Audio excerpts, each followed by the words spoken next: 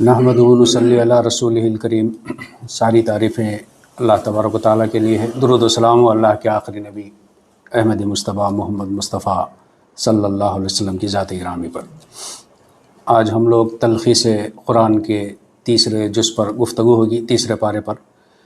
گزشتہ پارے میں آخری جو باتیں ہوئی تھی اس کا پھر ایک اعادہ ہمارے ذہنوں میں ہو جائے، کیونکہ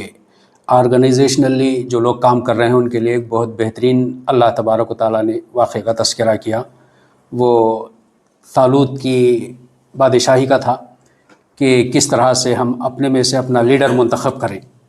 اللہ تبارک و تعالیٰ نے اس میں اشارہ دیا کہ جو لوگ اللہ کی خاطر کام کر رہے ہیں اگر اپنا صحیح لیڈر چننا چاہتے ہیں تو اس میں کون سی صلاحیتیں دیکھیں۔ اور پھر دوسری بات یہ ارشاد فرمائی گئی کہ کوئی بڑے مقصد کو حاصل کرنے کے لیے جو چیز ہونی چاہیے وہ یہ کہ اس کے جتنے کارکن ہیں، کام کرنے والے ہیں، ممبرس ہیں، وہ بھی جو ہے نا امتحانات میں، آزمائش میں کامیابی کے ساتھ، ثابت قدمی کے ساتھ کام کریں۔ اور تیسری اہم ترین بات یہ بیان کی گئی تھی کہ اللہ تبارک و تعالیٰ سے دعا کا اہتمام ضرور کریں اور اس کے ذریعے سے کامیابی حاصل کی جا سکتی ہے۔ اب رکوع نمبر 34 یہ سورہ بقرہ کا اللہ تبارک و تعالیٰ نے اس میں جو باتیں ارشاد فرمائی وہ یہ کہ اللہ کے راستے میں خرچ کرو قبل اس کے کہ وہ دن آئے جس میں نہ خرید و فروخت ہوگی، نہ لین دین ہوگی، اور نہ کسی کو کسی کی شفاعت کام آئے گی۔ اس سے پہلے ہی اس دنیا میں جو کچھ اللہ کے راستے میں خرچ کرنا ہے اللہ تعالیٰ نے آج موقع دیا ہے، اللہ کے راستے میں خرچ کریں۔ پھر اس کے بعد ایک اہم ترین آیت جس کو ہم میں سے تقریباً لوگ یاد ہوتی ہے ہم میں سے، وہ آیت سورہ بقرہ کی 255 جس کو ہم آیت الکرسی کہتے ہیں۔ اللہ تبارک و تعالیٰ نے اس میں یہ بات ارشاد فرمائی کہ اللہ ہی وہ ہستی ہے جو حی ہے، زندہ ہے اپنے سے، اور قیوم ہے، قائم ہے اپنی جگہ پر۔ اور تیسری صفت اللہ تعالیٰ نے ارشاد فرمائی اس کو نہ اونگ آتی ہے نہ نیند آتی ہے۔ اور پھر چوتھی صفت اللہ تعالیٰ نے ارشاد فرمائی جو کچھ زمینوں میں ہے اور آسمانوں میں سب کی ملکیت اسی کے پاس ہے، وہی سب کا مالک ہے ساری چیزوں کا۔ اور پانچویں صفت اللہ تعالیٰ نے ارشاد فرمائی کہ اس کی جناب میں کوئی سفارش نہیں کر سکتا الا یہ کہ اللہ تبارک و تعالیٰ سفارش کی اجازت دے۔ اور چھٹی صفت اللہ تعالیٰ نے ارشاد فرمائی کہ جو کچھ لوگوں کے سامنے ہے اللہ تعالیٰ اس کو بھی جانتا ہے، جو کچھ ان سے اوجھل ہے، مخفی ہے، اللہ تبارک و تعالیٰ اس کو بھی جانتا ہے، اور کسی کو کوئی علم حاصل نہیں ہے الا یہ کہ اللہ تبارک و تعالیٰ اس کو علم عطا کر دے۔ ساتھ میں اللہ تبارک و تعالیٰ نے بات بیان کی کہ اللہ کی حکومت زمین اور آسمانوں پر محیط ہے، صرف وہ آسمان کا مالک نہیں ہے بلکہ وہ زمین کا بھی مالک ہے۔ اور آٹھویں صفت اللہ تعالیٰ نے بیان کی کہ اللہ تبارک و تعالیٰ اس ساری کائنات کے نظام کو سنبھالے ہوئے نگران کار ہے، اللہ تبارک و تعالیٰ ہی نگرانی کر رہا ہے۔ نویں صفت اللہ تبارک و تعالیٰ نے بیان کی کہ اللہ تبارک و تعالیٰ ہی اعلیٰ اور عظیم ترین ہستی ہے۔ تو اس میں جو صفات کا تذکرہ کیا گیا ہے وہ اللہ تبارک و تعالیٰ کی خود کی اپنی صفات ہے، کسی کی عطا کردہ صفت نہیں۔ اگر کسی مخلوق میں کوئی صفت ہوتی ہے تو وہ خالق کی عطا کردہ صفت ہوتی ہے، لیکن خالق کی جو صفت ہے یہ اپنے سے آپ میں اللہ تبارک و تعالیٰ ان صفات کا مالک ہے۔ اور اس میں ایک اہم ترین صفت جس کا تذکرہ بندوں کے لیے کیا گیا کہ وہ شفاعت کا مسئلہ ہے، کہ ہم کہتے ہیں کہ اس دنیا میں جو بندے گنہگار ہیں ان کے لیے آخرت میں شفاعت کا انتظام ہوگا۔ اللہ تبارک و تعالیٰ نے اس عقیدے کو درست کیا کہ آخرت میں شفاعت ہوگی، شفاعت کریں گے لوگ، ایک دوسرے کے بارے میں شفاعت کریں گے، لیکن شفاعت کا طریقہ کار یہ ہوگا کہ اللہ تبارک و تعالیٰ جس کو کہے گا شفاعت کرنے کے لیے اور جس کے بارے میں کہے گا اس کے بارے میں شفاعت کرے گا۔ ایسا نہیں ہے کہ کسی کا دل کرے، کسی کا من کرے تو وہ اٹھ جائے اور اپنے جو ہے نا اہل و عیال کی اور اپنے دوستوں کی اور اپنے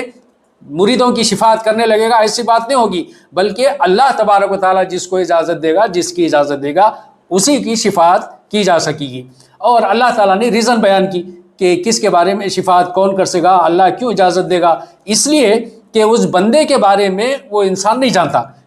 اس کا مخفی ظاہر اور باطن انسان نہیں جانتا، اسی لیے اللہ تبارک و تعالیٰ جانتا ہے کسی بھی بندے کے بارے میں، اس لیے اللہ اجازت دے گا کہ کس کے بارے میں کون شفاعت کرے گا۔ اس کے بعد اللہ تبارک و تعالیٰ نے یہ بات ارشاد فرمائی کہ دین میں کوئی تنگی نہیں ہے،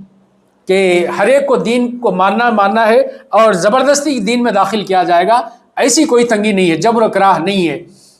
باہر سے کسی کو دین میں داخل کرنے کے لیے زبردستی دین میں داخل نہیں کیا جائے گا، لیکن جو لوگ اس دین کو مان چکے ہیں ان کے لیے زبردستی ہے کہ وہ اللہ تبارک و تعالیٰ کی شریعت کو فالو کریں۔ رکوع 35 میں اللہ تبارک و تعالیٰ نے حضرت ابراہیم علیہ السلام اور نمرود کا تذکرہ کیا، اور عقلی طور پر جس طرح سے حضرت ابراہیم علیہ السلام نے اپنے رب کا تعارف پیش کیا نمرود کے دربار میں، اس کا تذکرہ اللہ تعالیٰ نے کیا، اور حضرت ابراہیم علیہ السلام نے اپنے رب کا تعارف پیش کرتے ہوئے بات کی ارشاد فرمائی کہ میرا رب وہ ہے جو زندگی دیتا ہے اور موت دیتا ہے۔ تو اس بات پر نمرود کہنے لگا تو یہ تو میرے بھی بائیں ہاتھ کا کھیل ہے، میں بھی کسی کو زندگی دیتا ہوں اور کسی کو موت دیتا ہوں۔ اور اس نے کہا کہ جیل میں جو قیدی بند ہیں ان میں سے 2 قیدیوں کو لے کر کے آؤ، اور اس نے کہا ایک قیدی کو کہا کہ تو آج سے آزاد ہے، جا تیرے کو زندگی ہے، مل گئی، اور دوسرے کو مار دیا، قتل کر دیا۔ تو حضرت ابراہیم علیہ السلام نے کہا کہ زندگی اور موت، یہ بیوقوف نہیں جانتا کہ اصل زندگی اور موت کیا ہے۔ حضرت ابراہیم علیہ السلام نے اس کی حجت نہیں کی،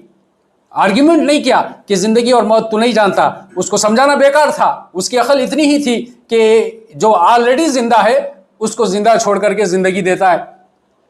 حضرت ابراہیم علیہ السلام نے کوئی آرگیومنٹ نہیں کیا، بلکہ حضرت ابراہیم علیہ السلام نے دوسری دلیل پیش کی،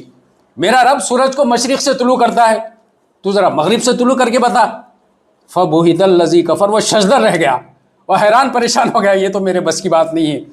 سورج پر میرا قبضہ نہیں ہے، میری حکومت میں نہیں ہے وہ، میں ایسا کچھ نہیں کر سکتا۔ تو اس کے بعد اللہ تبارک و تعالیٰ نے ایک اور مثال دی کہ ایک بستی پر ایک شخص کا گزر ہوا، اور وہ شخص نے مردہ بستی کو دیکھا، دیکھ کر کے اس نے یہ سوچا کہ اللہ تبارک و تعالیٰ مردوں کو زندگی کیسے عطا کرتا ہے۔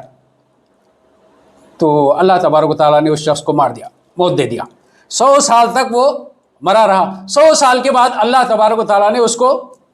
زندہ کر کے اٹھا دیا، اور اس کے بعد اس شخص کے پاس اس کا جو گدھا تھا اور اس کے کھانے پینے کی چیزیں تھیں، اللہ تبارک و تعالیٰ نے بیان کیا کہ گدھا گل کر کے ہڈی کا پنجر ہو گیا ہے، لیکن کھانے پینے کی جو چیزیں تھیں ویسی ہی صحیح و سلامت تھی۔ تو یہ بات پیش کر کے اصل میں وہ جو مکالمہ ہوا تھا نمرود کا اور ابراہیم علیہ السلام کا، اللہ تبارک و تعالیٰ نے کہا کہ موت و حیات تو اصل یہ ہے کہ ایک انسان جو مردہ ہو اس کو زندہ کر کے اٹھایا جائے، یہ اصل حیات دینا ہے، یہ اصل زندگی کا عطا کرنا ہے۔ پھر اس کے بعد اللہ تبارک و تعالیٰ نے حضرت ابراہیم علیہ السلام یہ مکالمہ کر لیے، اور آپ کو کامل ایمان تھا زندگی کا، حیات کا، مردے کو زندہ کرنے کا، لیکن پھر بھی اللہ تبارک و تعالیٰ سے درخواست کرتے ہیں کہ اللہ میں دیکھنا چاہتا ہوں کہ آپ مردوں کو زندگی کیسا دیتے ہیں، زندہ کیسا کرتے ہیں۔ تو اللہ تبارک و تعالیٰ نے حضرت ابراہیم علیہ السلام سے سوال کیا کہ کیا تم ایمان نہیں رکھتے؟ حضرت ابراہیم علیہ السلام نے کہا کہ ایمان تو رکھتا ہوں، لیکن یقین کی کیفیت مجھے چاہیے، اس لیے میں دیکھنا چاہتا ہوں۔ تو اللہ تبارک و تعالیٰ نے حضرت ابراہیم علیہ السلام کو یہ معراج عطا کی۔ نبیوں کو اللہ تبارک و تعالیٰ میریکلز دیتے ہیں، اللہ تبارک و تعالیٰ معجزات دیتے ہیں، تو حضرت ابراہیم علیہ السلام کو یہ معجزہ دیا، اور حضرت ابراہیم علیہ السلام سے اللہ تبارک و تعالیٰ نے عرض کیا کہ تم 4 پرندوں کو لے لو اور ان پرندوں کو اپنے سے مانوس کر لو، قریب کر لو، پالو پوسو، اور اس کے بعد ان 4 کو ذبح کر کے ان کا خیمہ بناؤ، تکا بوٹی کر کے ان کو سب مکس اپ کر دو۔ مکس اپ کرنے کے بعد وہ 4 پہاڑوں پر ان کے 4 حصوں میں تقسیم کر کے 4 پہاڑوں پر رکھ دو، اور اس کے بعد ان کو پکارو، وہ تمہارے پاس دوڑ کر کے آئیں گے۔ تو اللہ تبارک و تعالیٰ نے حضرت ابراہیم علیہ السلام صرف مردے کی زندگی مانگی تھی، لیکن اللہ تبارک و تعالیٰ نے کہا کہ تکا بوٹی کر کے بھی تم رکھ دو، اللہ تبارک و تعالیٰ پھر بھی زندگی مردوں کو عطا کر سکتا ہے۔ تو یہ نبیوں کو جو یہ معجزات دکھائے گئے، اس لیے دکھائے گئے کہ وہ عین الیقین سے اپنی آنکھوں سے معجزات دے کر کے اپنی امت کی جو ہے نا رہنمائی کریں، اسی لیے اللہ تبارک و تعالیٰ نے نبیوں کو یہ معجزات عطا فرمائے۔ پھر رکوع 36 میں اور 37 میں دونوں رکوعات میں اللہ تبارک و تعالیٰ نے انفاق کا تذکرہ کیا، انفاق کی تفصیلات بیان کی۔ پچھلے رکوعوں میں ہم نے یہ تفصیل دیکھی تھی کہ خرچ کے تعلق سے اللہ تبارک و تعالیٰ سے لوگوں نے سوال کیا کہ ہم کیا خرچ کریں، کیسے خرچ کریں، تو اللہ تبارک و تعالیٰ نے کہا کہ خرچ کرنے کے تعلق سے بات بیان کی تھی۔ اس 2 رکوعوں میں اللہ تبارک و تعالیٰ نے انفاق کے تعلق سے، اللہ کے راستے میں خرچ کرنے کے تعلق سے اللہ تعالیٰ نے بات بیان کی۔ اللہ کے راستے میں خرچ کرنے کی مثال اللہ تبارک و تعالیٰ نے دی کہ کوئی شخص اللہ کے راستے میں کوئی چیز خرچ کرتا ہے تو اس کی مثال ایسی ہے کہ گویا کہ اس نے زمین میں ایک بیج بویا اور وہ اس ایک بیج سے ایک درخت اگا، ایک درخت سے جو ہے نا 7 بالیں نکلی، 7 بھٹے نکلے، اور ہر بال میں، ہر بھٹے میں 100 دانے نکلے۔ تو اللہ کے راستے میں خرچ کرنے کی مثال بھی اسی طرح سے ہے کہ کوئی ایک دانہ اللہ کے راستے میں خرچ کرتا ہے تو اللہ تبارک و تعالیٰ 700 گنا اس کو زیادہ کر کے اللہ تبارک و تعالیٰ بندوں کو لوٹاتا ہے۔ پھر خرچ کر کے اللہ تبارک و تعالیٰ نے کہا کہ احسان مت جتاؤ،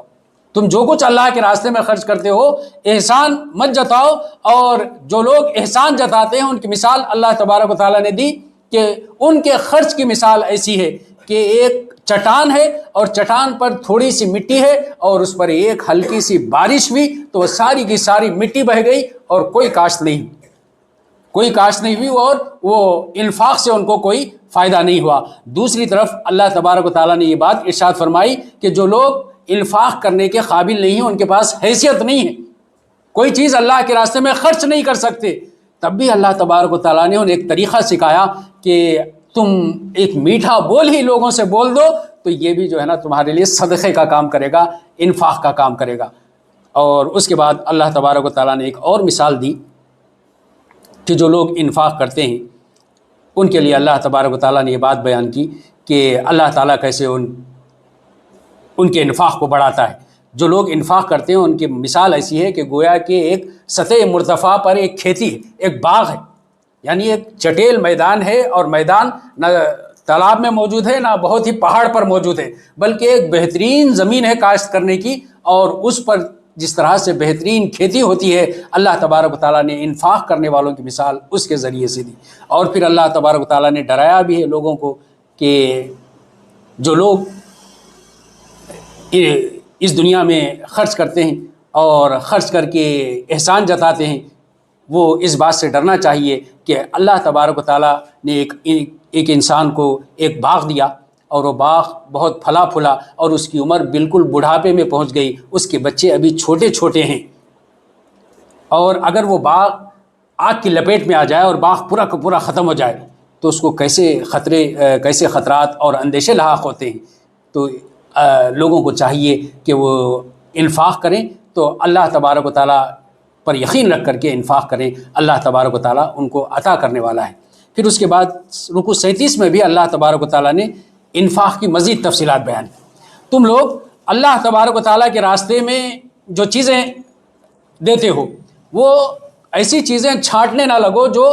ایسی چیزیں ہوں کہ کوئی اگر تم کو دے دے تو تم لینے سے انکار کر دو۔ اللہ کے راستے میں ایسی چیزیں دو جو تم خود پسند کرتے ہو، ایسی اچھی چیزیں اللہ تبارک و تعالیٰ کے راستے میں خرچ کرو۔ اور شیطان کا یہ کام ہے کہ تمہیں مفلسی سے ڈراتا ہے اور بے حیائی کی طرف شیطان تمہیں بے حیائی کا راستہ بتاتا ہے۔ اور اللہ تعالیٰ نے ارشاد فرمایا کہ صدقات ہونے چاہیے، انفاق ہونے چاہیے، علانیہ بھی، دکھا کر کے بھی، اور اس صدقات ہونا چاہیے چھپا کر کے بھی۔ اللہ تبارک و تعالیٰ نے کہا کہ اگر تم علانیہ صدقات ہو تو یہ بہتر ہے، خراب چیز نہیں ہے، لیکن اگر تم چھپا کر دو تو اللہ تعالیٰ نے کہا کہ یہ بہترین چیز ہے کہ تم چھپا کر کے صدقہ دو۔ اس کے ذریعے سے ہمیں اس بات کا پتہ چلتا ہے کہ ہم جو فرض صدقات ادا کرتے ہیں، جو فرائض ادا کرتے ہیں، وہ دکھا کر کے خرچ کریں، اور جو نفل صدقات ہوتے ہیں وہ چھپا کر کے خرچ کریں۔ اور اس کے بعد اللہ تعالیٰ نے ایک بات ارشاد فرمائی کہ جس کو حکمت مل گئی اللہ تبارک و تعالیٰ نے اس کو خیر کثیر عطا کر دیا۔ جس کو حکمت مل گئی اس کو خیر کثیر عطا کر دیا، یعنی شریعت کی تعلیمات پر جو لوگ عقل کے ذریعے سے عمل کرتے ہیں اللہ تبارک و تعالیٰ ان کے یہ صدقات کو، خیرات کو اور عمل کو بڑا چڑھا کر کے اللہ تبارک و تعالیٰ آخرت میں اس کا بدلہ دیں گے۔ پھر آخر میں اللہ تعالیٰ نے یہ انفاق کے تعلق سے جو بات بیان کی وہ یہ کہ انفاق کرنا چاہیے، اور انفاق ایسے لوگوں پر کرنا چاہیے جو اللہ تبارک و تعالیٰ کے راستے میں سارا اپنا وقت دے دیں اور ان کو اپنی کسب معاش کے لیے کوئی وقت نہیں ملے، ایسے لوگوں کے لیے کے اوپر انفاق کرنا چاہیے۔ دوسرے اللہ تبارک و تعالیٰ نے بیان کیا ایسے لوگوں پر انفاق کرنا چاہیے، اپنے مال خرچ کرنا چاہیے جو لوگ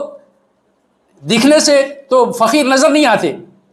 لیکن وہ اپنے کسب معاش کے لیے دوڑ دھوپ کرتے ہیں، لیکن اپنے سارے ذرائع و وسائل کے ذریعے سے اپنی ضروریات پوری نہیں کر سکتے اور لوگوں کے سامنے ہاتھ نہیں پھیلاتے، ایسے لوگوں کو چن کر کے ان پر اپنے مال خرچ کرنی چاہیے۔ رکوع 38 میں اللہ تبارک و تعالیٰ نے انفاق کے بعد جو تذکرہ کیا وہ سود کا تذکرہ کیا،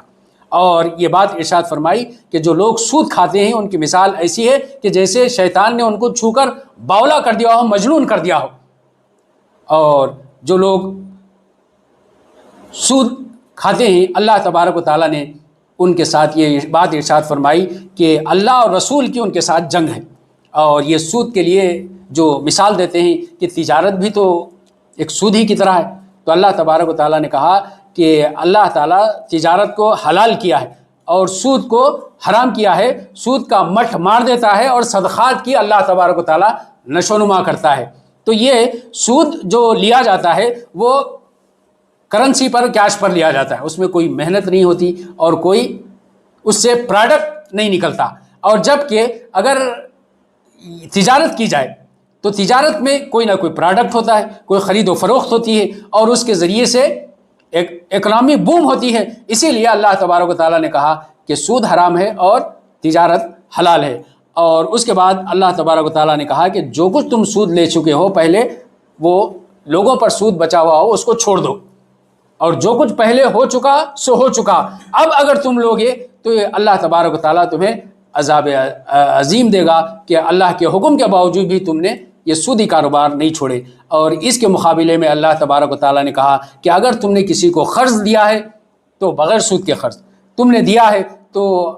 اس پر تم لوگوں کو مہلت دو گے تو اللہ تبارک و تعالیٰ اس پر تمہیں اجر عطا فرمائے گا۔ اب ظاہر بات ہے کہ ہر انسان کو پیسے کی ضرورت پڑتی ہے، ہر انسان کے پاس وافر مقدار میں پیسہ نہیں ہوتا، کسی کو کاروبار کرنا ہوتا ہے، پیسے کی ضرورت ہوتی ہے، کسی کو اپنے ذاتی ضروریات پوری کرنی ہوتی ہیں، پیسے کی ضرورت ہوتی ہے۔ تو اللہ تبارک و تعالیٰ نے رکوع 39 میں، پورے رکوع 39 میں اللہ تعالیٰ نے ایک ہی آیت نازل کی، آیت نمبر 282۔ اس آیت کا نام ہے آیت دین، یعنی قرض کی آیت۔ اس میں اللہ تعالیٰ نے قرض کے متعلق تفصیلات ارشاد فرمائی، اور یہ بات ارشاد فرمائی کہ تم جب لین دین کرو، پیسہ لو اور دو ٹرانزیکشن کرو، تو اس وقت میں اس کو لکھ لیا کرو اور اس پر گواہ بھی بنا لیا کرو، یہ انجام کے اعتبار سے بہتر چیز ہے۔ تو اللہ تبارک و تعالیٰ نے ہمیں طریقہ کار سکھایا ہے کہ کس طرح سے ہم قرض کا لین دین کریں، اور گواہ کے سلسلے میں اللہ تعالیٰ نے ارشاد فرمایا کہ 2 مرد اس پر گواہ بنا لیے جائیں۔ اگر 2 مرد نہیں ہیں تو ایک عورت اور ایک مرد اور 2 عورتوں کو گواہ بنایا جائے۔ اس پر بھی لوگ اعتراض کرتے ہیں کہ ایک مرد کے مقابل میں 2 عورتوں کو کیوں گواہ بنایا جائے۔ تو جب اس پر اس کی حکمت ہم دیکھتے ہیں تو ہمیں اس بات کا پتہ چلتا ہے کہ عورتیں اپنے گھروں سے زیادہ باہر آزادی کے ساتھ نہیں نکل سکتی، اور ہم بھی دیکھتے ہیں اچھی طرح سے کہ عورتیں جب نکلتی ہیں تو اپنے ساتھ میں کسی کو لے کر جانا چاہتی ہیں، اکیلی نہیں نکلتی۔ تو اللہ تبارک و تعالیٰ یہ انسان کی فطرت سے واقف ہے، اسی لیے اللہ تبارک و تعالیٰ نے چونکہ عدالت میں جا کر گواہ کو گواہی دینی ہوتی ہے، اسی لیے اللہ تبارک و تعالیٰ نے کہا کہ ایک مرد آزادی کے ساتھ جہاں چاہے پھر سکتا ہے، چل سکتا ہے، لیکن ایک عورت آزادی کے ساتھ چل پھر نہیں سکتی، اس کو سہارے کی ضرورت ہوتی ہے۔ تو اللہ تبارک و تعالیٰ نے یہ کہا کہ ایک مرد اور 2 عورتیں تم اس پر گواہ بنا لیا کرو، اور جب شہادت دینے کا وقت آئے تو یہ شہادت دینے والے لوگ پیچھے نہیں ہٹیں، بلکہ آ کر کے جو کچھ ہے سچی شہادت لوگوں کے سامنے پیش کریں تاکہ لین دین میں، کاروبار میں آسانی ہو سکے۔ سود کے مقابلے میں اللہ تبارک و تعالیٰ نے مسلمانوں کو یہ طریقہ کار بتایا کہ اسلامک بینکنگ کے ذریعے سے ہم یہ اپنا تجارتی لین دین اور قرض کا لین دین کر لیا کریں۔ اور قرض اگرچہ کہ شریعت میں پسندیدہ نہیں ہے، قرض کوئی پسندیدہ چیز نہیں ہے کہ بلا ضرورت کسی سے قرض لیا جائے، حتیٰ کہ شریعت میں یہاں تک بات آئی ہے کہ کوئی شخص مقروض ہوتا، کوئی شخص قرض لیا ہوا ہوتا اور اس کا انتقال ہوتا، اللہ کے رسول صلی اللہ علیہ وسلم کے سامنے جنازہ آتا، اللہ کے رسول دریافت کرتے کہ کیا اس کے ذمے کچھ قرض ہے؟ تو اللہ کے رسول سے کہا جاتا کہ ہاں قرض ہے۔ اللہ کے رسول پوچھتے کوئی اس کی ذمہ داری لے رہا ہے قرض ادا کرنے کی؟ اگر کوئی قرض لینے کی ذمہ داری لیتا تو اللہ کے رسول نماز جنازہ پڑھا دیا کرتے، اور اگر کوئی ذمہ داری نہ لے تو اللہ کے رسول اس مخروص کا نماز جنازہ نہیں پڑھتے اور کہتے کہ تم لوگ پڑھ لو۔ کتنی بدترین چیز ہے قرض۔ تو ہمیں چاہیے کہ جو ہے نا ہم قرض کو عادت نہ بنائیں، بلکہ ضرورت کے تحت اگر قرض بہت ضروری ہے تو قرض لیا کریں، لیکن اس کو معاشرے میں عادت کا رواج نہ بنائیں۔ رکوع 40 میں آخری رکوع ہے، اس میں اللہ تبارک و تعالیٰ نے اس کے خاتمے کے طور پر ان آیات کے اللہ تعالیٰ نے 3 آیات نازل کی، اور ان 3 آیات میں سے 2 آیتوں کے تعلق سے اللہ کے رسول صلی اللہ علیہ وسلم نے ارشاد فرمایا کہ یہ 2 آیتیں اللہ تبارک و تعالیٰ نے زمین پر نازل نہیں کی، بلکہ معراج میں اللہ تبارک و تعالیٰ نے اللہ کے رسول کو بلا کر کے یہ 2 آیات عطا کی، اور ان 2 آسمانی آیتوں میں اللہ تبارک و تعالیٰ نے جو باتیں ارشاد فرمائی کہ لا یکلف اللہ نفسا الا وسعہا، اللہ تبارک و تعالیٰ کسی پر اس کی مقدرت سے زیادہ بوجھ نہیں ڈالتا۔ اللہ تبارک و تعالیٰ کسی متنفس پر جتنا کہ وہ برداشت کر سکتا ہے، اس کی حیثیت ہے، کیفیت ہے، اللہ تبارک و تعالیٰ اس پر اتنا ہی بوجھ رکھتے ہیں، اس سے زیادہ اس کو ذمہ داریاں اللہ تبارک و تعالیٰ نہیں دیتے۔ اور اللہ تعالیٰ نے ان آیات میں اللہ تعالیٰ سے دعا کا طریقہ کار سکھایا کہ اللہ تبارک و تعالیٰ سے دعا کریں، لا تؤاخذنا ان نسینا او اخطانا، کہ ربنا، کہ اے ہمارے رب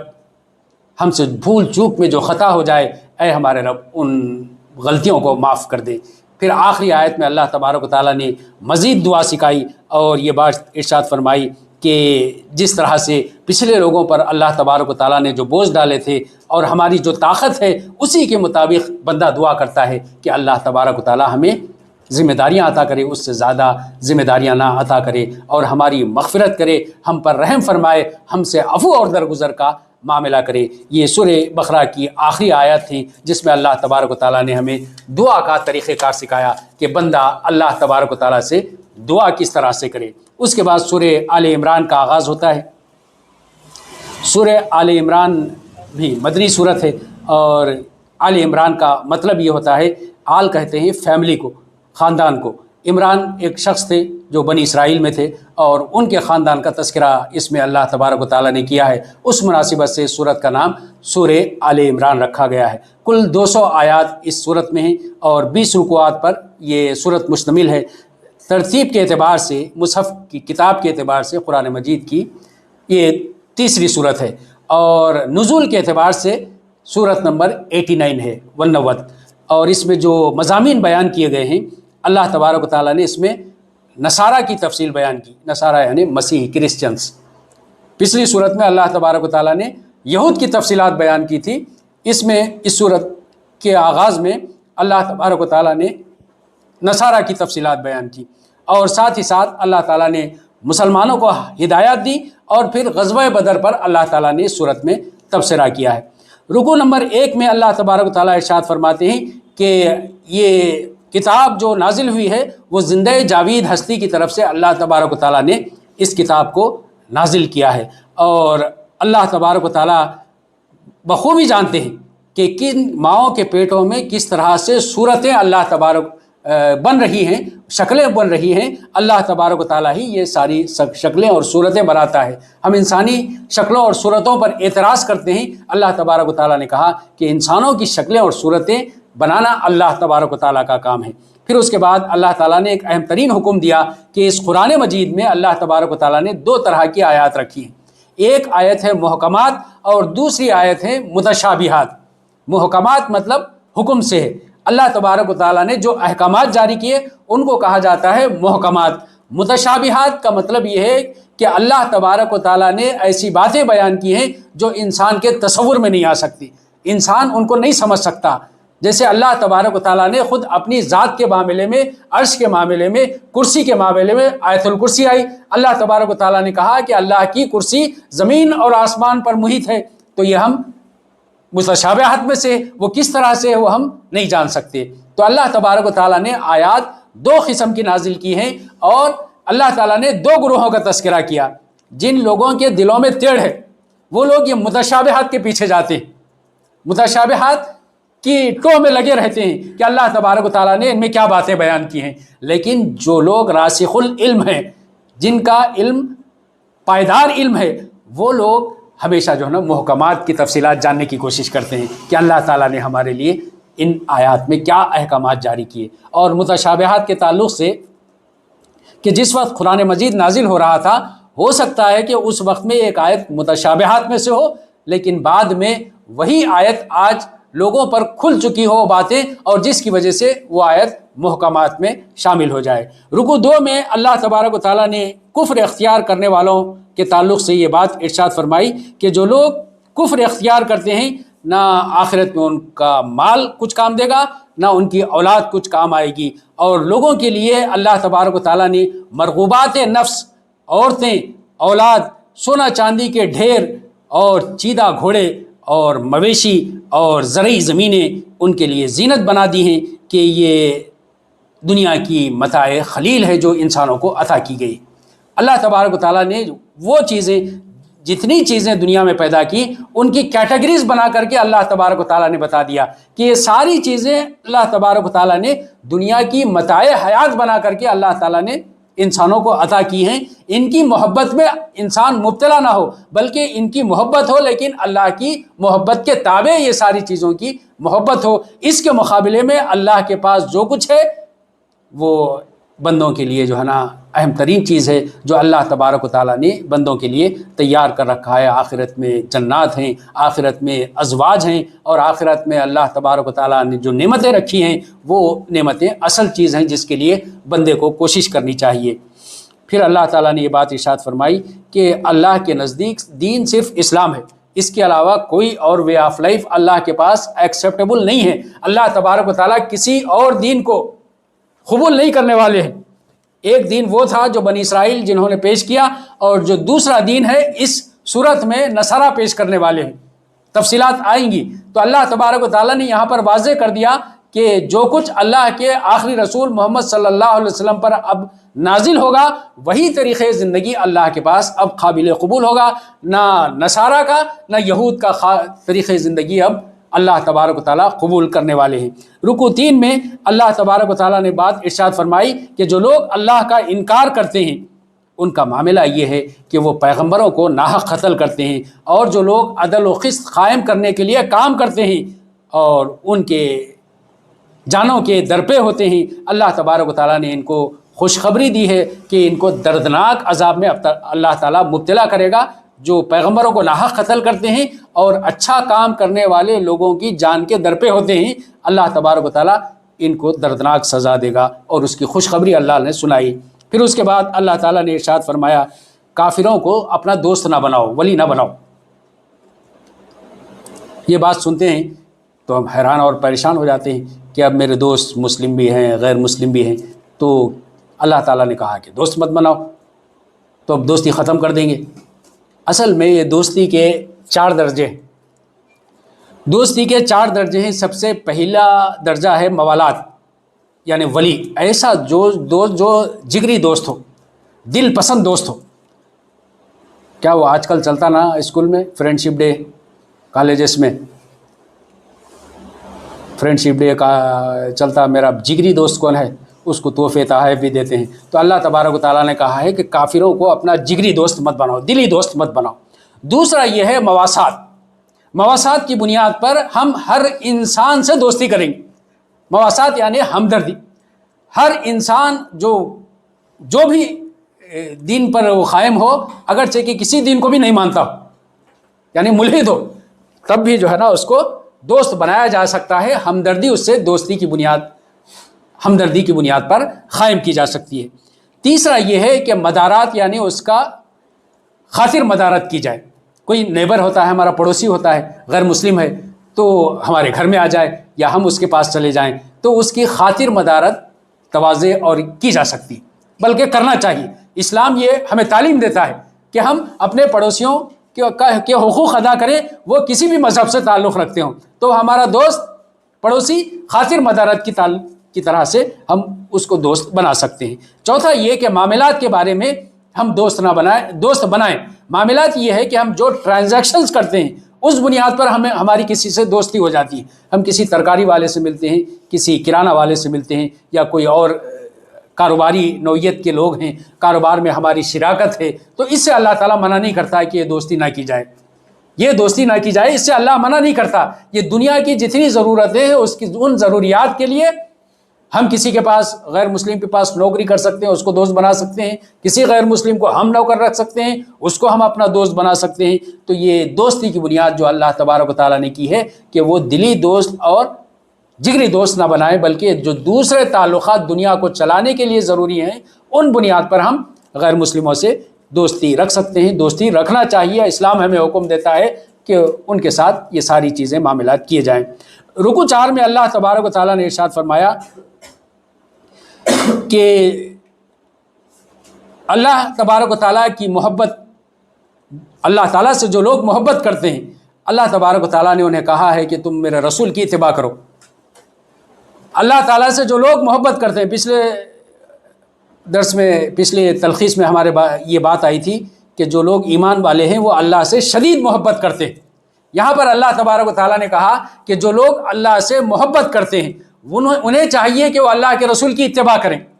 نتیجے میں اللہ تبارک و تعالیٰ نے 2 باتیں بیان کی کہ ایک یہ کہ اللہ تبارک و تعالیٰ ایسے لوگوں سے محبت کرے گا جو رسول کی اتباع کرتے ہیں، اور دوسری بات بشارت اللہ تبارک و تعالیٰ نے دی کہ ان کے گناہوں کو اللہ تبارک و تعالیٰ معاف کر دے گا۔ تو یہ اتباع کا مطلب یہ ہے کہ فالو کرنا، ایک ہوتی ہے اطاعت اور دوسری ہوتی ہے اتباع۔ اطاعت کہتے ہیں کہ کوئی حکم دیا جائے تو اس وقت میں مانے، حکم نہیں دیا گیا نہیں مانے، اور اتباع ہوتی ہے حکم دیا جائے نہیں دیا جائے کچھ بھی نہیں، رسول کو دیکھ رہے ہیں اور رسول جیسا جیسا کر رہے ویسا کرتے چلے جا رہے ہیں، اس کو کہتے ہیں اتباع۔ تو یہ اگر کوئی شخص اتباع کر اللہ کی تبارک و تعالیٰ سے محبت رکھتا ہے تو اللہ تبارک و تعالیٰ نے کہا ہے اس کا تقاضا یہ ہے کہ تم رسول کی اتباع کریں۔ رسول نے جس طرح سے اس دنیا میں زندگی گزاری ہے، زندگی گزارنے کا ایک یہ ہے طریقہ، ایک فیشن ہے اور ایک مشن ہے، ایک فیشن ہے ایک مشن ہے۔ فیشن کے تعلق سے نہیں ہے بات، اور فیشن آپ آسانی سے ہم اختیار کر لیتے، فیشن آسانی سے اختیار کر لیتے، لیکن مشن اصل ہے۔ رسول کی اتباع کا مطلب یہ ہے کہ رسول کا جو مشن تھا اس کی اتباع کریں، یہ اصل اتباع۔ اور آج اعتراضات اور لوگوں میں مسالک میں ایک دوسرے سے اختلافات اسی بنیاد پر ہیں کہ ایک مشن کو اپناتا ہے تو ایک فیشن کو اپناتا ہے، اور مشن اپنانے والے بہت کم ہیں، بہت قلیل تعداد میں ہیں، فیشن اپنانے والے کثیر تعداد میں۔ تو اللہ تبارک و تعالیٰ چاہتے ہیں کہ رسول کی اتباع مشن میں کریں۔ اور اللہ تبارک و تعالیٰ نے اس کے بعد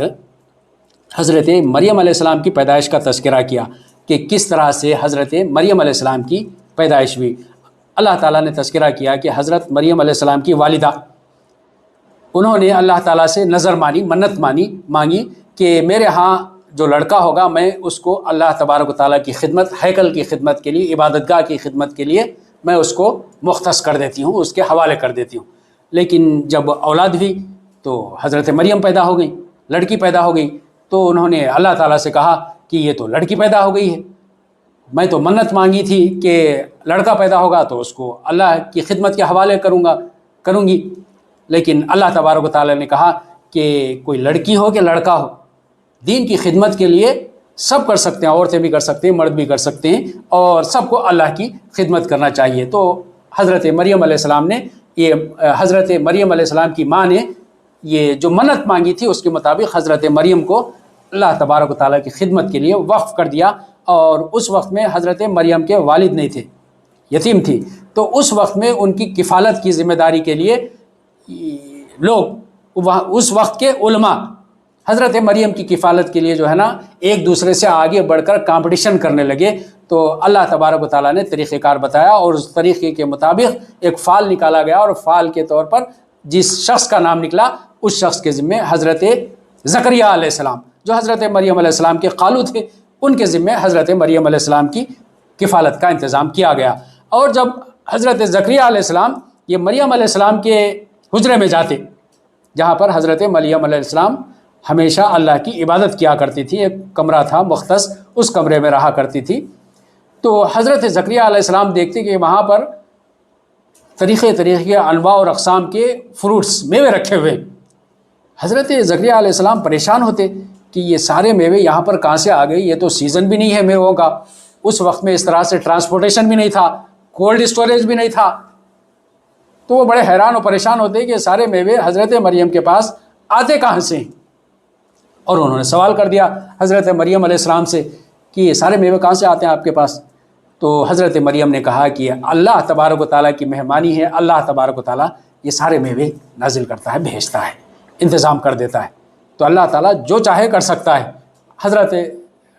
مریم علیہ السلام کے لیے اللہ تبارک و تعالیٰ نے جب میووں کا انتظام کیا تو حضرت زکریہ علیہ السلام کو کوئی اولاد نہیں تھی اور وہ بوڑھے ہو چکے تھے، تو اب ان کو یقین پیدا ہوا کہ اللہ جو کچھ چاہے کر سکتا ہے، اللہ تبارک و تعالیٰ کیسے کر سکتا ہے، اس کے لیے طریقہ کار کیا ہے؟ تو حضرت زکریہ علیہ السلام نے اللہ تعالیٰ سے دعا کی کہ مجھے اولاد دے۔ اگر آج ہم اور آپ ہیں تو سیدھا سیدھا دعا کرتے کہ ہمیں اولاد دے، لیکن حضرت زکریہ علیہ السلام نے دعا کی، اور نبیوں کی جتنی دعائیں ہیں وہ بہت ہی معنی خیز دعائیں ہوتی۔ تو حضرت زکریہ علیہ السلام نے کیا دعا کی؟ اولاد کے لیے دعا نہیں کی، صرف حضرت زکریہ علیہ السلام نے کہا کہ مجھے نیک صالح اولاد عطا کر۔ ہم اولاد ہونے کے بعد اس کو صالح بنانے کے لیے دعا کرتے، خراب ہو گیا تو خراب ہو گئی اولاد، تو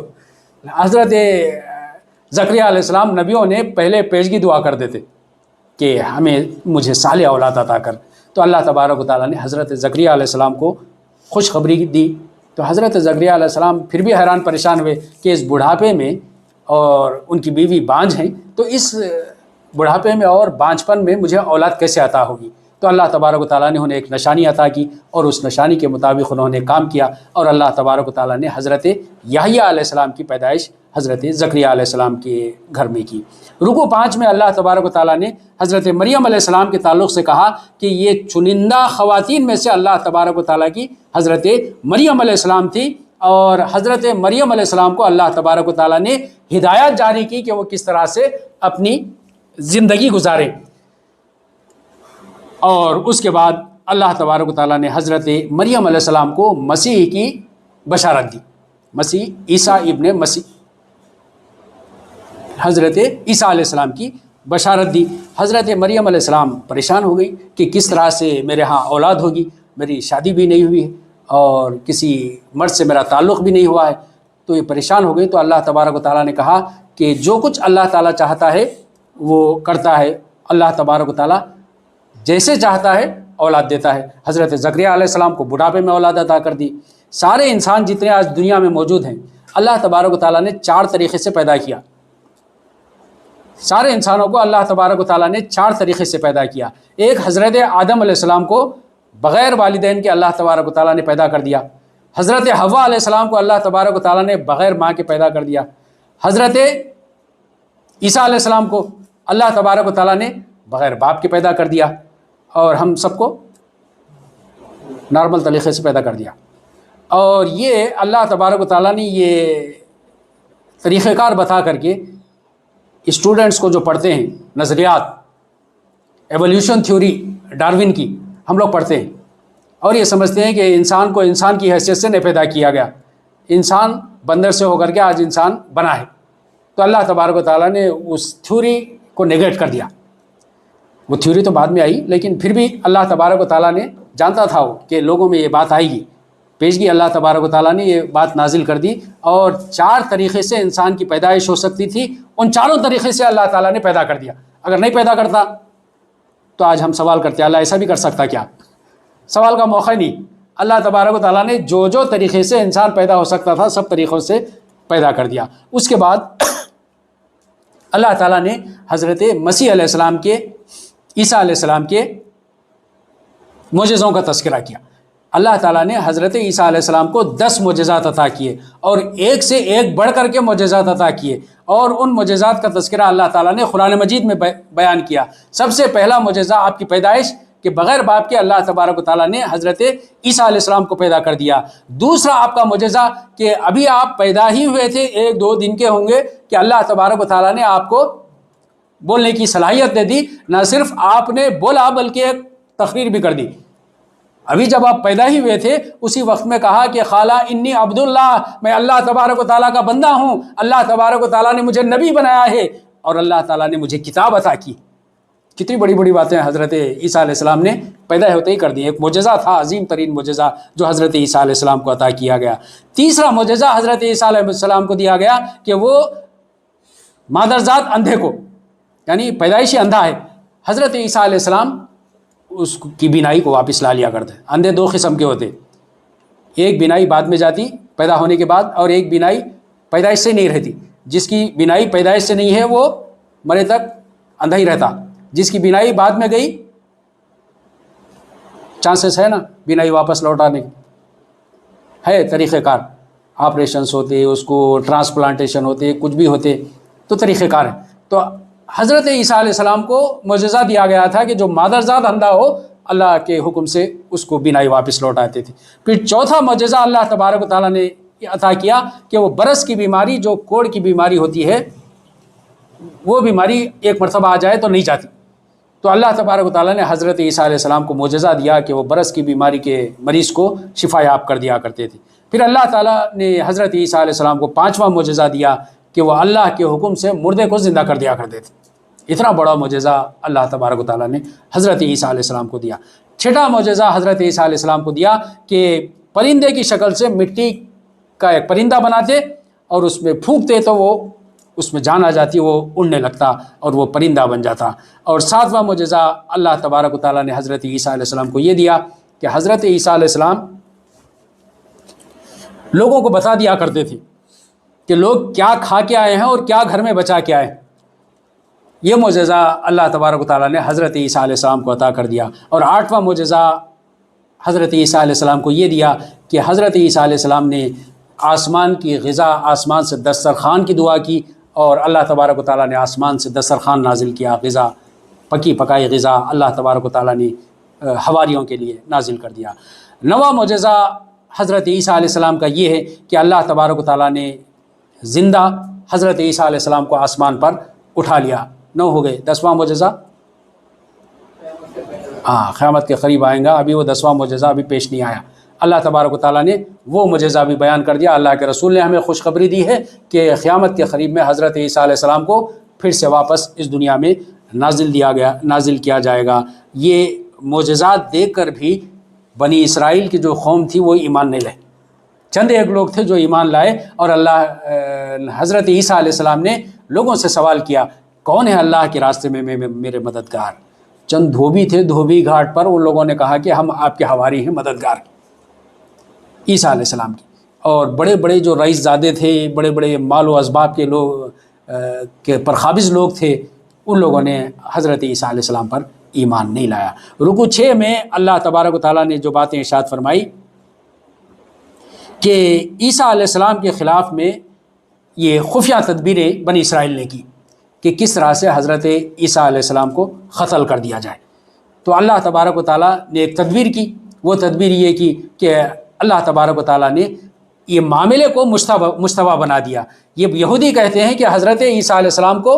قتل کر دیا گیا. اللہ تبارک و تعالیٰ نے کہا کہ عیسیٰ علیہ السلام کو قتل نہیں کیا گیا. اور بعض لوگ کہتے ہیں کہ حضرت عیسیٰ علیہ السلام کو صلیب پر لٹکایا گیا. اور ہم دیکھتے ہیں کرسچنس کے گرجوں میں, چرچ میں سب یہ صلیب اور گلوں میں ٹانگتے ہیں, گلوں میں ڈالتے ہیں. یہ سب صلیب کا انتظام یہ مسیحی کرسچنس نصارہ کرتے ہیں. تو اللہ تبارک و تعالیٰ نے کہا کہ عیسیٰ علیہ السلام کو نہ قتل کیا گیا, نہ ان کو صلیب پر لٹکایا گیا, بلکہ اللہ تعالیٰ نے ان کو آسمان پر اٹھا لیا اور لوگوں کے لیے یہ معاملہ مشتبہ بنا دیا گیا کہ کسی ایک شخص کو قتل کر دیا گیا. پھر اللہ تبارک و تعالیٰ نے اس صورت میں آیت مباہلہ نازل کی. یعنی نجران سے یہودی عیسائیوں کا ایک وفد آیا تھا مدینہ میں عیسائیوں کے چند افراد آ کر کے اللہ کے رسول سے ملاقات کی اور اللہ کے رسول سے گفتگو کی. اور اس وقت میں اللہ کے رسول صلی اللہ علیہ وسلم نے ان کی گفتگو کے جواب میں جب یہ مناظرہ کرنے لگے تو اللہ کے رسول صلی اللہ علیہ وسلم نے انہیں چیلنج دیا. مباہلہ کہا جاتا ہے جس میں یہ کیا جاتا ہے کہ دو طرف کے افراد اپنے اہل خاندان کو لے کر کے جمع ہوتے ہیں اور جمع ہو کر کے اللہ تبارک و تعالیٰ سے دعا کرتے ہیں کہ میں اپنی بات میں سچا ہوں, اگر میں نے جھوٹ کہا ہے, جھوٹا ہوں, تو اللہ تبارک و تعالیٰ کا عذاب مجھ پر نازل ہو. اور جب ان کو چیلنج دیا گیا نصارہ کو تو وہ نصارہ ڈر گئے. اللہ کے رسول صلی اللہ علیہ وسلم کے اس چیلنج پر وہ کوئی بھی نہیں آیا. اللہ کے رسول اپنے خاندان کو لے کر حضرت علی, حضرت حسین, حضرت حسن اور حضرت فاطمہ رضی اللہ عنہ کو لے کر کے میدان میں آ گئے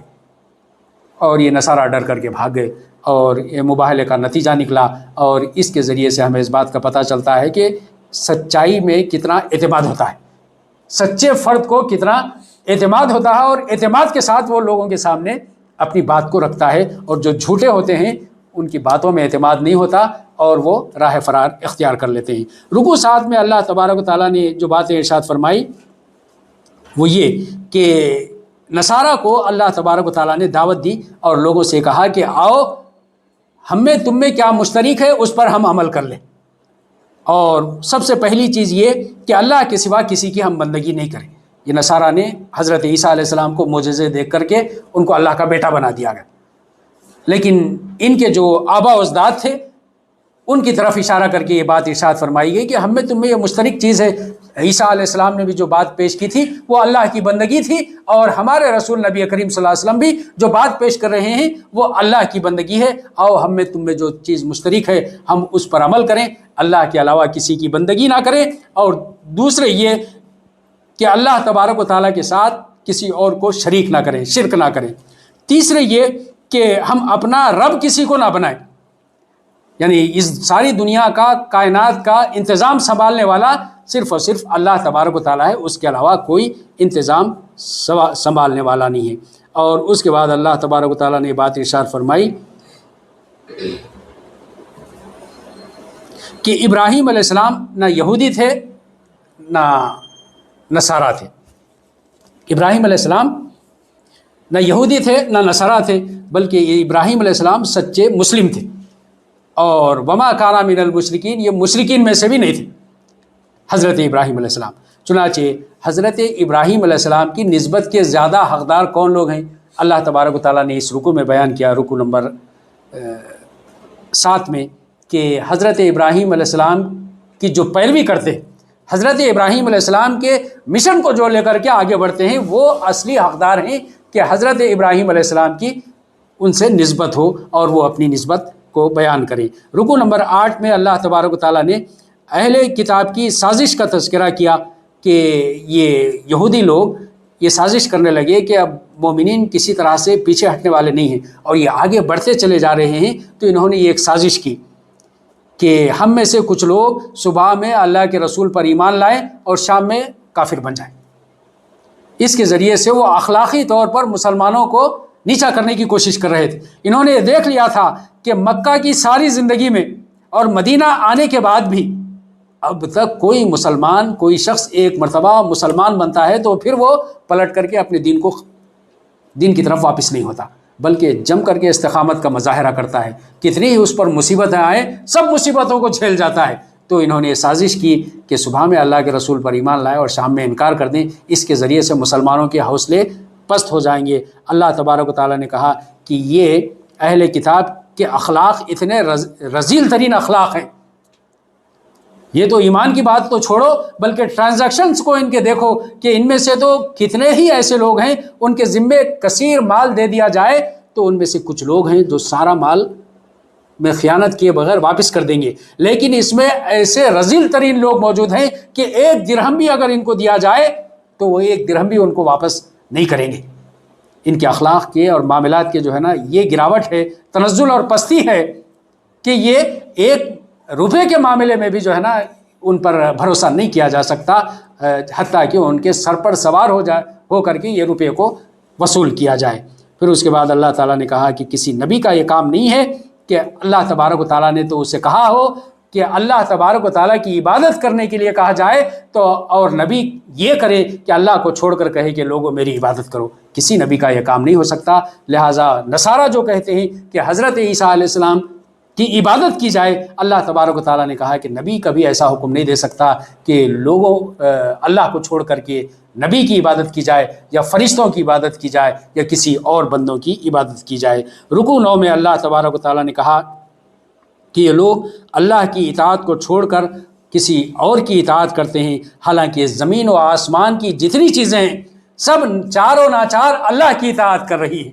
ساری مخلوقات اللہ تبارک و تعالیٰ کی اطاعت میں لگی ہوئی ہیں، اور یہ ایک انسان ہی جو اشرف المخلوقات بنایا گیا، جسے عقل عطا کی گئی، اس کے باوجود بھی جو ہے نا وہ اللہ تبارک و تعالیٰ کی اطاعت سے منہ موڑے، یہ اللہ تبارک و تعالیٰ کے لیے بھی قابل قبول نہیں ہے، اور خود انسان کے بھی مقام سے یہ گری ہوئی چیز ہے کہ ساری مخلوقات تو اللہ کی عبادت کریں لیکن یہ ایک انسان ہی جو ہے نا اللہ تبارک و تعالیٰ کی اطاعت نہ کرے۔ یہ یہاں پر پارہ ختم ہوتا ہے۔ انشاءاللہ ہم کل اس کی تفصیلات آگے کی کل کے سیشن میں دیکھیں گے۔ سبحان اللہ و بحمدہ، سبحان اللہ، استغفرک و اتوب الیک۔